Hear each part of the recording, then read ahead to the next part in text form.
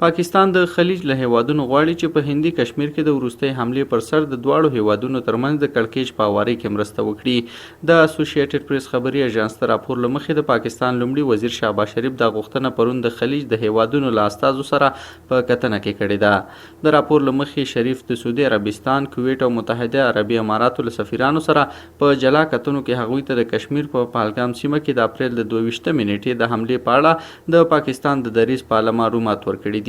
په دغه حمله کې 26 کسان وژل شوي وو چې اکثره یې هندوان وو. هند پاکستان د دغه برید په ملاتړ تورن کړی، خو اسلام آباد دا تورونه رد کړي دي. د پاکستان دفاع وزیر خواجه آصف د تیر دوشنبه په ورځ وویل چې هند په نږدې راتلونکي کې پر پاکستان د برید پلان لري. د امریکا د بهرنیو چارو وزیر مارک روبو د چهارشنبه په ورځ د هند د بهرنیو چارو له وزیر اس جے شنکر او د پاکستان له لومړي وزیر شهباز شریف سره په ټلیفوني خبرو کې هغوی وهڅول چې د کشمیر له حملې وروسته د دواړو هیوادونو په اړیکو کې رامنځته شوی کړکېچ په سوله ییز ډول حل کړي.